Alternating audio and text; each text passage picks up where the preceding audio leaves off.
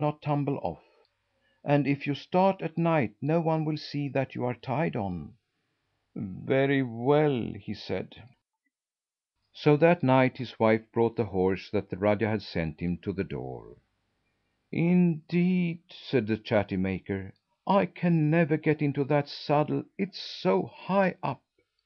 "You must jump," said his wife. So he tried to jump several times, but each time he jumped he tumbled down again. "I always forget when I am jumping," said he, "which way I ought to turn." "Your face must be toward the horse's head," she answered. "To be sure, of course!" he cried, and giving one great jump, he jumped into the saddle, but with his face toward the horse's tail.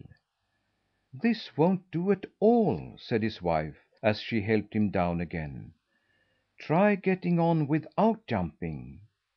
"I never can remember," he continued, "when I have got my left foot in the stirrup, what to do with my right foot, or where to put it."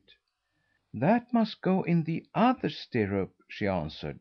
"Let me help you." So after many trials, in which he tumbled down very often, for the horse was fresh and did not like standing still, the Chatteemaker got into the saddle. But no sooner had he got there than he cried: Oh wife, tie me very firmly as quickly as possible, for I know I shall jump down if I can."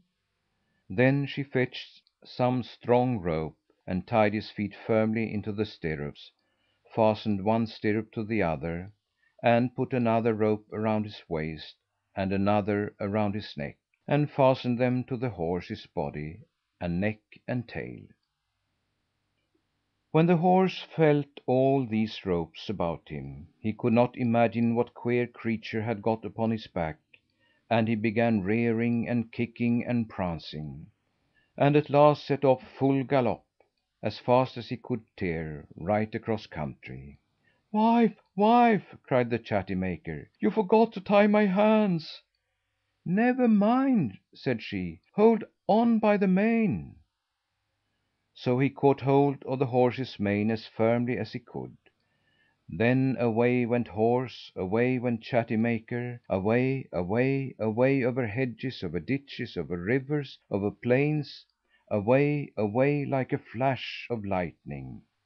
Now this way, now that, on, on, on, gallop, gallop, gallop, until they came in sight of the enemy's camp.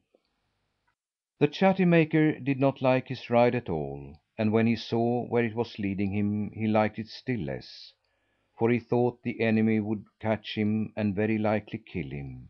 So he determined to make one desperate effort to be free, and stretching out his hand as the horse shot past a young banyan tree, seized hold of it with all his might, hoping that the resistance it offered might cause the ropes that tied him to break. But the horse was going at his utmost speed, and the soil in which the banyan tree grew was loose, so that when the Chatteemaker caught hold of it and gave it such a violent pull, it came up by the roots, and on he rode as fast as before, with the tree in his hand. All the soldiers in the camp saw him coming, and having heard that an army was to be sent against them, made sure that the Chatteemaker was one of the vanguard. "See!" cried they. "Here comes a man of gigantic stature on a mighty horse. He rides at full speed across the country, tearing up the very trees in his rage. He is one of the opposing force. The whole army must be close at hand. If they are such as he, we are all dead men." Then running to their Raja, some of them cried again: "Here comes the whole force of the enemy!" For the story had by this time become exaggerated. "They are men of gigantic stature, mounted on mighty horses. As they come, they tear up the very trees in their rage. We can oppose men, but not monsters such as these." These were followed by others, who said: "It is all true." For by this time the Chatteemaker had got pretty near the camp. "They're coming! They're coming! Let us fly! Let us fly! Fly! Fly for our lives!" And the whole panic stricken multitude fled from the camp, those who had seen no cause for alarm going because the others did, or because they did not care to stay by themselves, after having obliged their Rajah to write a letter to the one whose country he was about to invade, to say that he would not do so, and so propose terms of peace, and to sign it and seal it with his seal.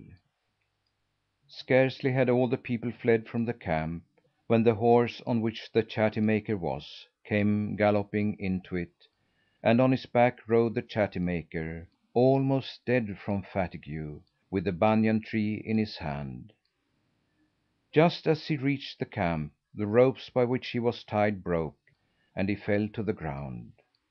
The horse stood still, too tired with his long run to go farther. On recovering his senses, the Chatteemaker found, to his surprise, that the whole camp, full of rich arms, clothes, and trappings, was entirely deserted.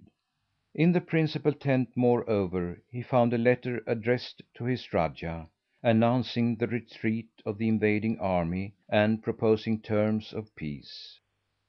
So he took the letter and returned home with it as fast as he could, leading his horse all the way, for he was afraid to mount him again.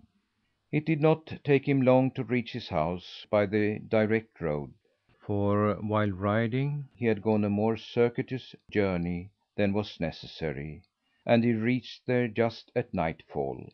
His wife ran out to meet him, overjoyed at his speedy return. As soon as he saw her, he said: "Ah, wife, since I saw you last, I've been all around the world, and had many wonderful and terrible adventures. But never mind that now.